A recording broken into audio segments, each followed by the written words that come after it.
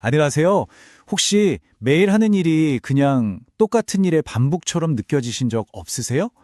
오늘 이 시간에는요, 우리가 매일 하는 그 일에 대한 관점을 완전히 한번 바꾸어 보려고 합니다.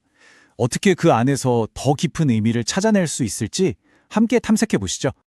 생각해 보면 참 이상하죠?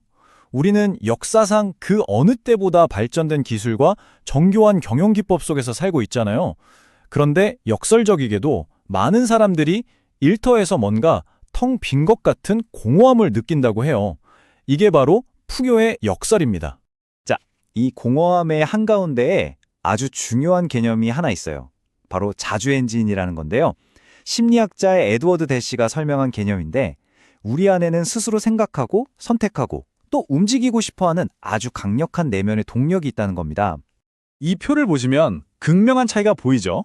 왼쪽, 그러니까 전통적인 방식처럼 통제하고 월급이나 혜택 같은 외적인 보상에만 집중하면요. 우리 내면의 그 자주 엔진을 꺼트려버립니다. 반면에 오른쪽의 해법처럼 자율성을 주고 일의 의미를 찾게 도와주면 그 엔진은 다시 활활 타오르기 시작하는 거죠. 그럼 이제부터 우리의 관점을 확 바꿔줄 수 있는 아주 강력한 비유를 하나 들어보겠습니다. 이건 말이죠. 우리가 일을 어떻게 바라보느냐, 바로 그 관점의 문제입니다. 아주 유명한 우화가 하나 있죠. 일을 대하는 세 가지 다른 마음가짐을 정말 명확하게 보여주는 이야기인데요. 이야기는 이렇게 시작합니다. 자, 첫 번째 석공의 대답입니다. 아주 현실적이죠. 일을 그저 생존을 위한 수단, 다시 말해 직업, 잡으로 보고 있는 거예요. 돈을 벌기 위한 행위, 그 이상도 이하도 아닌 거죠.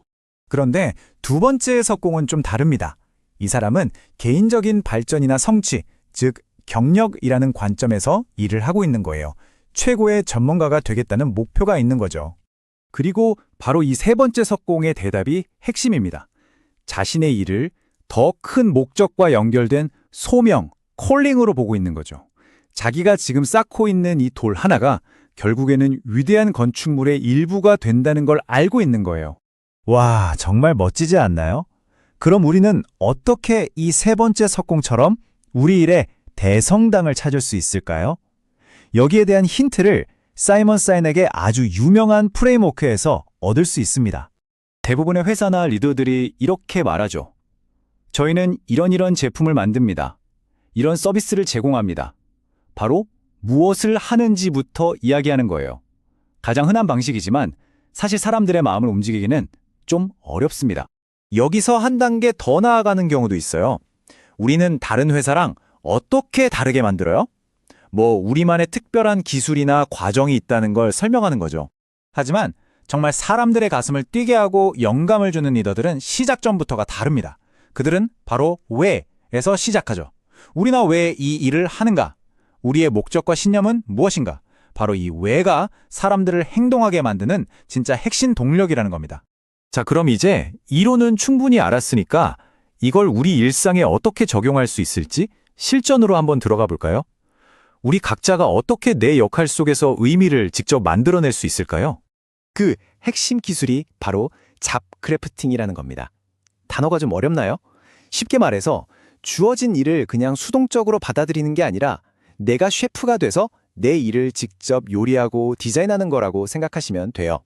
스칸디나비아 항공사 이야기인데요. 당시 CEO였던 얀 칼스는 이 15초를 진실의 순간이라고 불렀어요.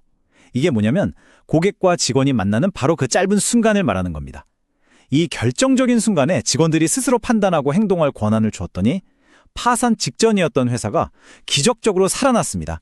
온라인 신발 쇼핑몰 자포스도 이걸 정말 잘했죠. 여기 보세요.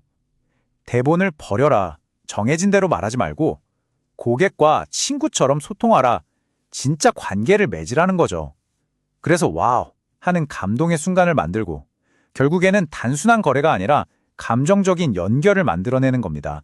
정말 대단하지 않나요?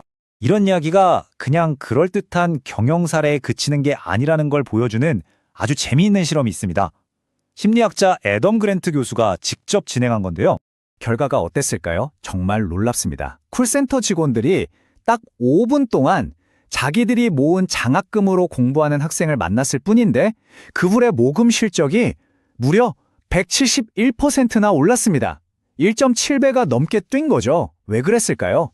내일이 진짜로 누군가의 인생을 바꾸고 있다는 걸 눈으로 직접 봤기 때문입니다.